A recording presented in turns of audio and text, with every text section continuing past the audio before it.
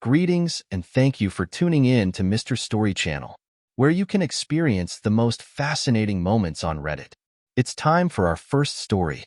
Am I the jerk for not getting upset or trying to convincing the bride to invite me back after I was uninvited to my friend's wedding? This happened over the weekend, but there's still so much tension. One of my good friends, Matthew, 26 male, is getting married next month to Jennifer, 26 female.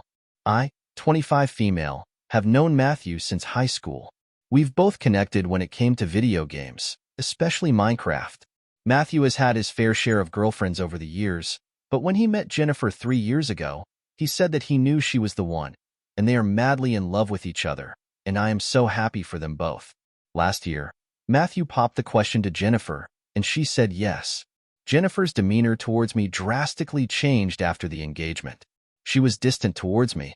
She wouldn't look at me, and she would hardly speak to me, which was weird since Jennifer was always so sweet and nice towards me. I'd still talk to Matthew and meet with him and our group of friends, sometimes with Jennifer, and she would still act cold and not speak to me much. I kept my distance from Jennifer. 3 months ago, we all received a save-the-date invitation, and their wedding is going to take place at Matthew's cabin, which is 2 hours away. They were going to keep it small due to the size of the cabin, so we were only allowed to bring one guest. That was when Jennifer acted extremely harsh and hostile towards me and said, "But you don't have a +1 since you were so into my man?" I was taken aback. I asked her what on earth she was talking about, and she smirked and said I knew and to not act stupid. I ignored her comment and told her my boyfriend was coming. She looked surprised and left. I of course told Matthew about what Jennifer said to me, and he was not happy, so he made her apologize to me. Then, last weekend, I was invited by Matthew's sister to go dress shopping with her and Jennifer.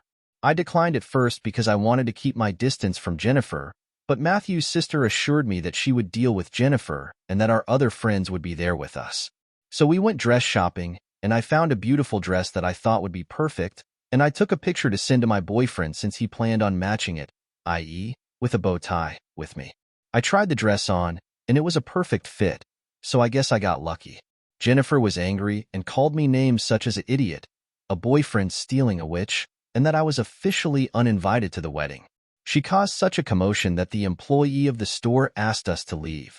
I told Jennifer I didn't want to come to the wedding anyway, but I was going to because my friend was getting married. I told her if she didn't want me at the wedding, fine. I don't give a duck since I won't go to a wedding if the bride is going to be so rude to a guest. Matthew and our friends found out, and I was getting texts left and right begging me to just come to the wedding. I told them I was happy to get uninvited, and that I'd just spend the day with my boyfriend on the day of the wedding instead. They're all mad at me for not fighting hard enough. Am I the jerk here? Edit. So my decision is final. I will not be going to the wedding, and there's no changing my mind about it. I will be sending a wedding gift to Matthew the day prior to the wedding instead. I told Matthew and all my friends that I wouldn't be going, and they couldn't convince me otherwise. Matthew also called me and asked if we could talk somewhere. I agreed, but it's to tell him in person that I won't go, so that way he knows I'm serious about that. Update. I met up with Matthew and brought my boyfriend along. Of course, he begged me to come to the wedding, and he said he would beg Jennifer to let me attend. I told him it's best if I wasn't there. I told Matthew that Jennifer has a problem with me. Period. He said he doesn't understand, and he did ask her many times, but Jennifer would continue to say she was just stressed. I got angry and said that's bullshit, and he knows that. My boyfriend also intervened and said to Matthew that he needs to wake up and realize Jennifer is crazy and he can't keep defending her. Matthew said he loves her too much and doesn't want to lose her. My boyfriend and I got up and told Matthew to let us know when he has a backbone. In the meantime, it's best we don't talk. I messaged all of our friends in the group to let them know I'm keeping a distance from Matthew because of Jennifer. He's still my friend, but at arm's length. I will still be sending him a gift regardless, but I'm keeping my distance from Matthew. It seems like he is in denial and can't comprehend what's going on at all. He is usually in denial. Ever since high school, he has had a sense of denial. Another thing to mention is that Jennifer is nice to all of Matthew's female friends, just not with me. I've also gotten a message from 2 of our friends saying they have dropped out of attending the wedding because of Jennifer and that they are on my side. Is Opie overreacting to this situation? Let me know in the comments. If you're enjoying these stories, please give it a like and subscribe to the channel. This helps a lot. Thanks. And for our next story, am I the jerk for telling my husband his gift for his son won't be received the way he wants it to be? My husband Rich and I have been married for 15 years. We have 2 children together, ages 13 and 11. Rich has 2 children from his marriage to his late wife, May. My stepkids are 24 and 23. My stepson is the oldest, and my stepdaughter is the youngest. When Rich first found out he was going to be a father, he started a scrapbook for his son that had photos, written memories, and little mementos added in that he continued throughout the next 25 years.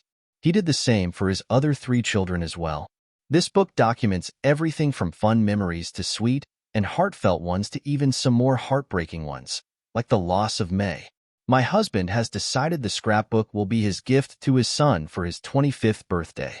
He included all sorts of family photos and moments in this scrapbook, including since we got married and had our kids. But both my stepkids have been pretty clear that they do not have a fondness for me or for their half-siblings, and they have no trace of us in their homes. When he moved out, he left behind photos of the house he was in, which included me and my children, his half-siblings. And when my husband mentioned he had forgotten some photos, my stepson replied that he had double and triple-checked and had everything he wanted. My stepdaughter was a little more clear, and she actually tossed any unwanted photos in the trash before she moved out. On their social media, they post family photos, but funnily enough, they never include me or their half-siblings. They never acknowledge us online at all. My stepkids both also said they'd like it if their dad didn't bring us because if he's visiting, they'd like to see him and only him. My husband brushed off that comment by saying he could stop by on his own too, but they'd never see the rest of us if we didn't visit. I'll say right here that I was not an affair partner, nor did I ever expect the kids to forget about their mom or replace her with me. Nor did I expect my husband to. I did not push myself on them. The kids never spoke out against us getting married or brought up any issues with me or my husband about us. And we did talk to them. It really only became apparent after they became adults. So when my husband brought up that he was going to gift the scrapbook to his son for his 25th birthday, I asked him if he was sure, and he was like, why not? His son would love it, and he couldn't wait for us all to go through it together. I told him I wasn't so sure he'd love all of it given his refusal to have photos of me or the kids in his home. He told me it's not like he could remove them. I didn't comment. He asked me what I expected and then asked if I thought he'd rip those pages out or something. I said yes. He asked why I was being so negative, and I told him that, given the last several years, I really didn't think the gift would be received the way he's expecting. My husband told me my negativity was too much, and he was unhappy with me thinking of his kids like that. Am I the jerk? And for our next story, I told my 27 female, fiance, 27 male, to stop talking about his sick mother. He has stopped talking to me, and I don't know how to fix this. Was I wrong? Hello, this is something that's been building up for a while now. My fiance, Ryan, and I got engaged back in December, and in total, we've been together for 5 years. The anniversary was in March. So far, he's had no red flags, and I'm positive about that. He's kind, listens to my endless ramblings about obscure topics I know he knows nothing about, but still listens because he knows I care about them.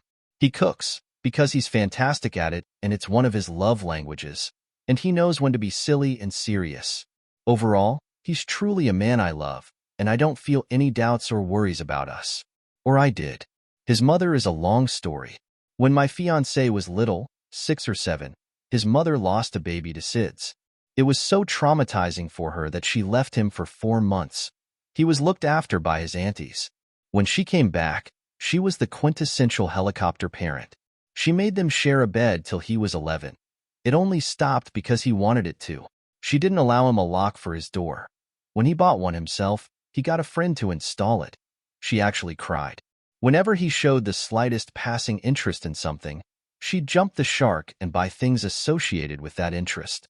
When he started listening to Disney music as a preteen, she went and bought him all the sing-along DVDs and merchandise, a little play mic set, a few instruments and posters, etc. When he started to play tennis, she bought expensive shoes that were meant to help decrease the stress on one's heels. He stopped playing when his friends grew bored of it, so he did too. That was a common pattern for years. And he's told me how whenever he told his mom he'd lost interest or never was that interested in the first place, he'd feel so much guilt, shame, and anxiety. He was letting her down. When he finally moved out, it was only because he started college. If he hadn't, I have no doubts she'd have kept him forever. He had very little life skills. He could cook, and that was about it. He couldn't schedule appointments, didn't know how to drive, and didn't even know how to properly wash his own clothes. His mother had kept doing them for him all through his college years. Even now, she still babies him so much. When we visit, she only speaks to him, and it's in a slight baby voice, like it's slightly higher pitched.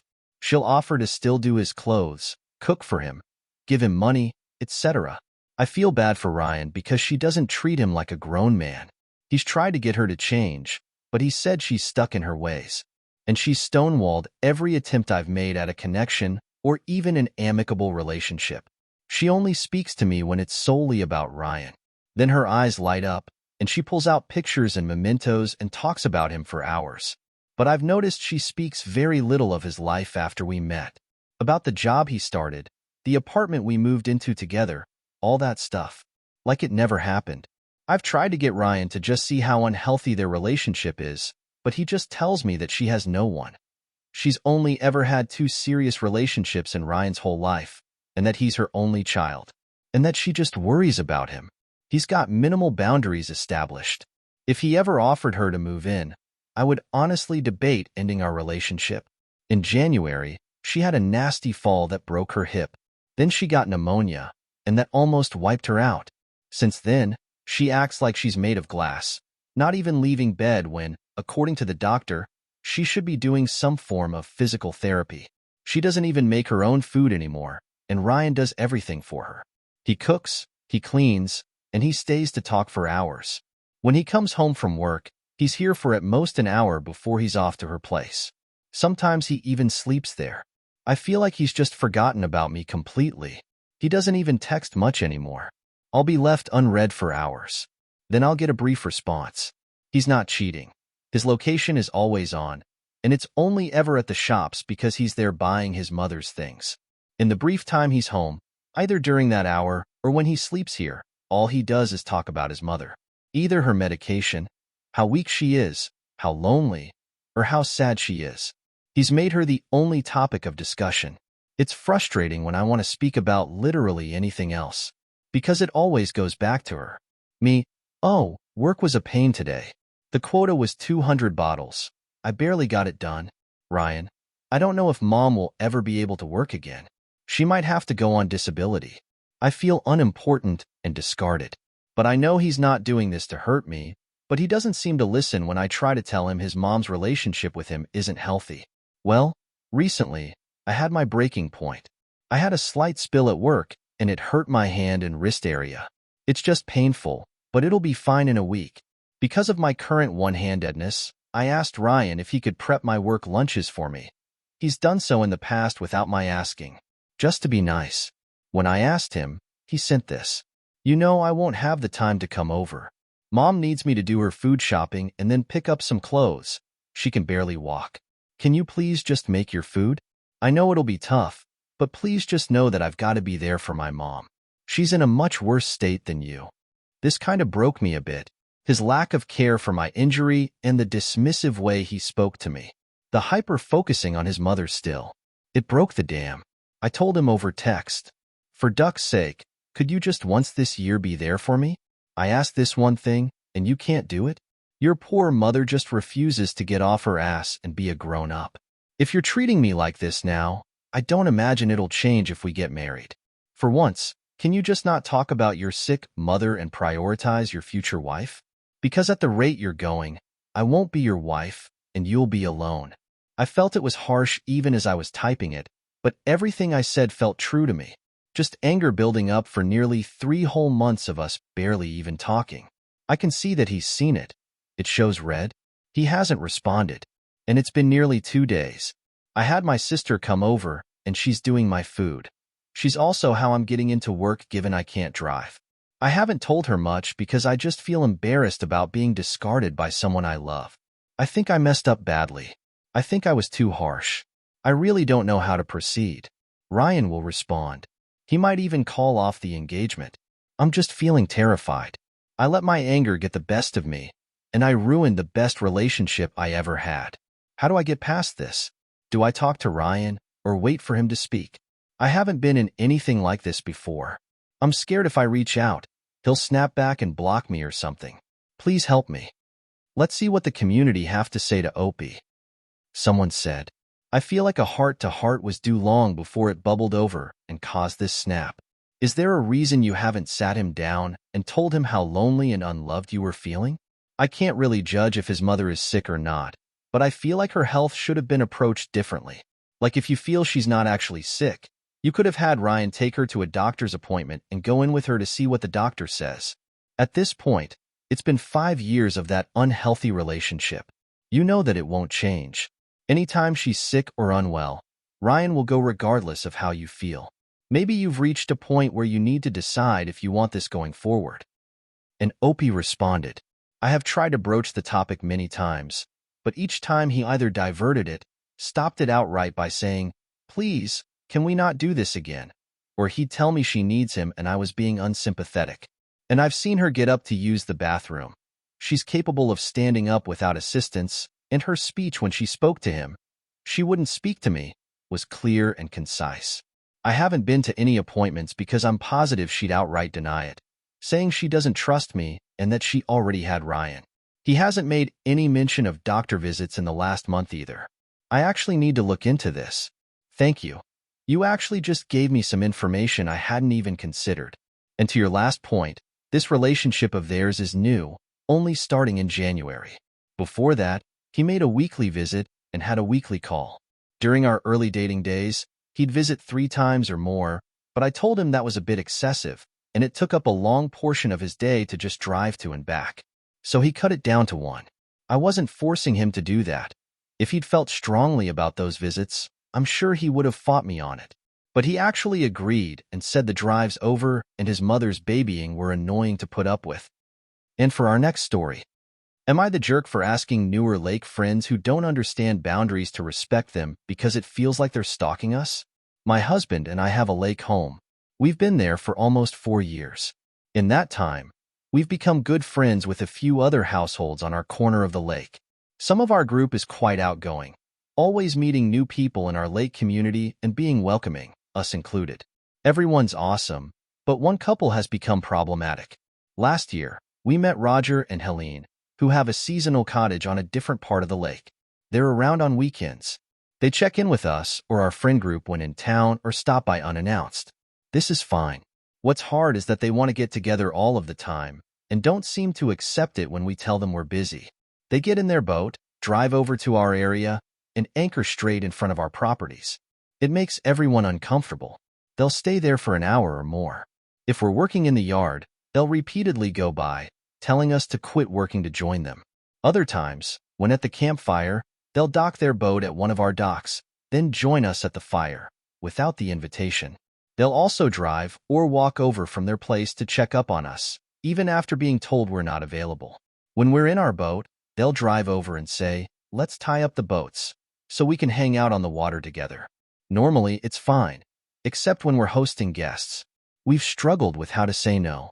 My husband and I would never say, let's tie up, to other boaters.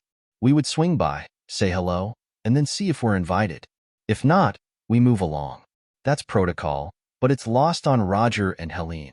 Recently, out-of-town friends who have been to the lake a few times declined our invitation to visit, citing that they don't like the visits being interrupted by the neighbors, specifically Roger and Helene. Our core friend group is very respectful about visitors, so we knew who the issue was. Our corner of the lake complains about these two all the time and has struggled with how to handle their constant orbiting. Having a visit invitation turned down because of them made me extra annoyed. So, 2 weeks ago, we were on our pontoon with friends when Roger and Helene showed up and said, let's tie up. We'd already told them we were busy via text when they checked in, but apparently, they just couldn't resist coming out when they saw us. Being extra annoyed, I finally spoke up, sorry, we're good. We're entertaining. We'll have to get together another time. Later, I got an angry text from Helene. She said I was rude and embarrassed them. I texted back, saying I was sorry they felt that way, but they needed respect when we're busy, and that at times my husband and I felt stalked.